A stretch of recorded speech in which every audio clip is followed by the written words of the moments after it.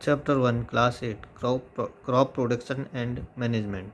हम सभी जानते हैं कि लिविंग थिंग्स जितने भी हैं उन्हें भोजन की आवश्यकता होती है, और जो ये ऊर्जा प्राप्त करते हैं, एनर्जी प्राप्त करते हैं फूड से, वो बहुत ऑर्गेनिज्म द्वारा बहुत सारी लाइफ प्रोसेसेस को करने के लिए उपयोग की जाती हैं, जैसे डाइजेशन, रेस्पिरेशन, एक्सक्रीशन।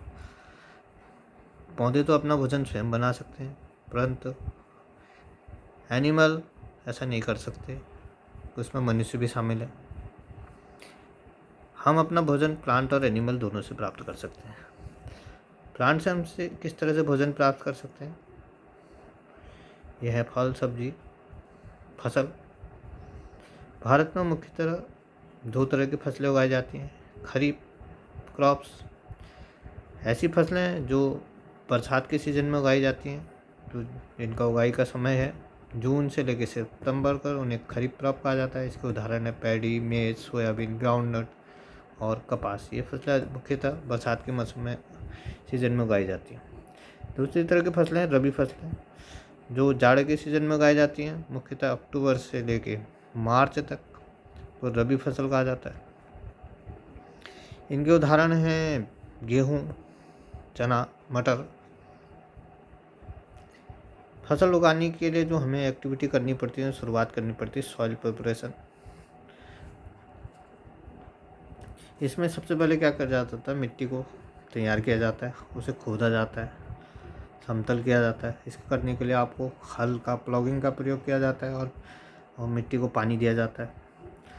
दूसरा, जब मिट्टी तैयार हो जाती है तो उसमें बीज डाले जाते हैं, उसे सोइंग कहा जाता है। Sowing is the process of putting seeds in the soil. जब आपने बीज भी डाल दिए, उसके बाद मिट्टी की उर्वरता बढ़ाने के लिए आपको खादों का प्रयोग करना पड़ता है, adding manure and fertilisers. The substances which are added to the soil in the form of nutrient to improve production of crop and fertility of soil are called manure and fertilisers. जब आपने खाद भी डाल दी, उसके बाद आवश्यकता है सिंचाई की, जिसे कहते हैं irrigation. Supply of water to crops at appropriate interval is called irrigation. समय समय पर फसल में पानी डालना। अब जब आपकी फसल उगने लग गई, उसके साथ कुछ अनावश्यक प्लांट भी उग जाते हैं, जिन्हें कहा जाता है वीड्स, और इनका रिमूवल बहुत ज़रूरी है। It's removal is must for better growth of crops. This can be controlled by certain chemical, और मुख्यतः जो पहला केमिकल होने का जाता है वीडिसाइड्स, जो है 2,4-D।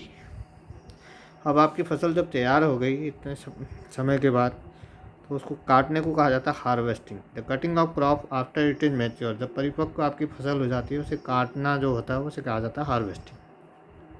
और जब आपने फसल काट दी, उसके बाद अब आपको लंबे समय तक इस फसल को रखना है, पैदावार को अपनी, तो स्टोरेज की आवश्यकता है। If the crop grains are kept for longer time, they should be safe from moisture.